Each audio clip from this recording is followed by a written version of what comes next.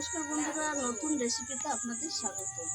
আমি আজকে আপনাদের করে দেখাবো ডাল চানাচুর। আমি ডাল চানাচুরের জন্য আমি এখানে নিয়ে নিয়েছি ছোলার ডাল আর মুগের ডাল, দু রকম ডালে একসঙ্গে দিয়ে ডাল চানাচুর করব। এই ছোলার ডালটা আমি খাবার সোডা দিয়ে আমি 8 ঘন্টা ভিজিয়ে রেখেছি। আর নিয়ে নিয়েছি কারি পাতা, বিট নুন, সাদা তেল, চাট মশলা, কাশ্মীরি লঙ্কার গুঁড়ো, চীনা বাদাম। এবার আমি ডালটাকে ছেঁকে তুলে নেব। ডালটা জল থাকলে হবে না, ভালো করে ছেঁকে তুলে নেব, জলটা ঝরে যাবে। তারপর আমি কাপড়ের ন্যাকড়ায় ডালটা মুছে নেব।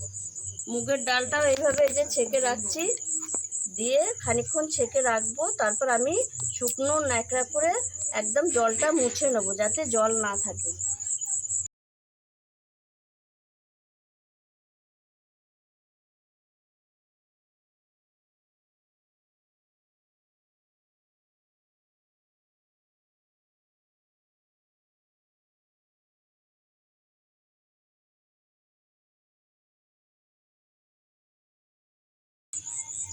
এই দেখুন জল ঝরে গেছে।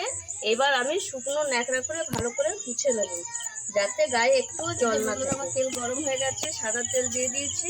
আর এই দেখুন ডালে একটু জল নেই, একদম শুকনো করে কুচে নিয়েছি। এইবার আমি ডালটা ভাজার জন্য দিয়ে দেবো।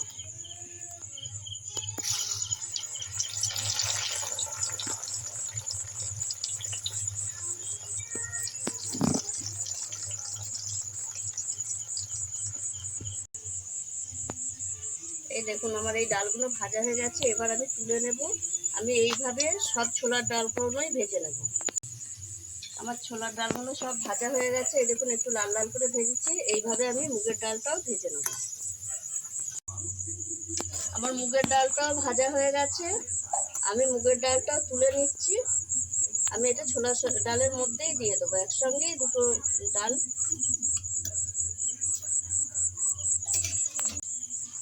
এইবার আমি চীনা বাদামটা ভেজে নেব।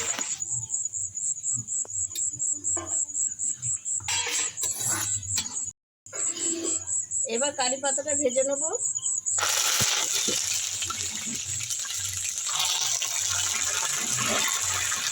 ওর সঙ্গে শুকনো লঙ্কাটাও ভেজে নেব।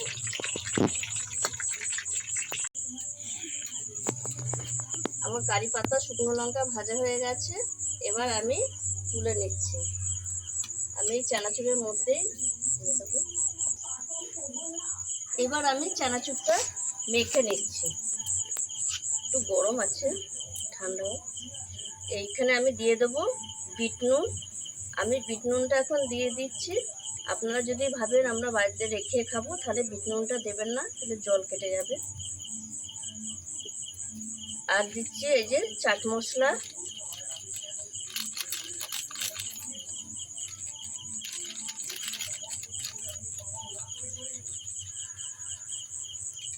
চাট মশলা এখানে চাট মশলাটা রেখেছিলাম।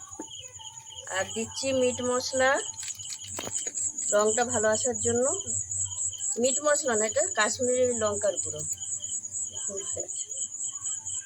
দিয়ে এবার আমি ভালো করে চানাচুরটা মাখিয়ে নিচ্ছি।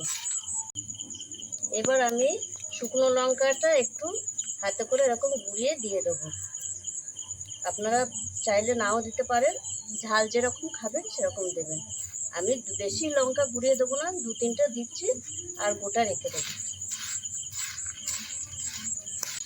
এই দেখুন বন্ধুরা, আমার চানাচুর মাখা হয়ে গেছে, কি সুন্দর হয়েছে। এই দেখুন মুগের ডাল আর ছোলার ডাল একসঙ্গে আমি চানাচুর করেছি।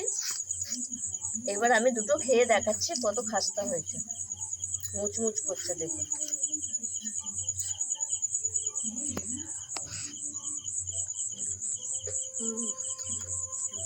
আপনারা আওয়াজ শুনেই বুঝতে পারছেন যে কত মুচমুচে হয়েছে। আমি এগুলো এখন কুটে ভরে রেখে দেবো।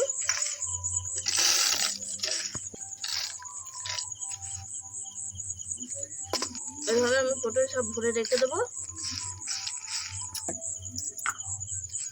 এগুলো আমি ঠান্ডা হয়ে গেছে, কুটে ভরে রেখে দেবো।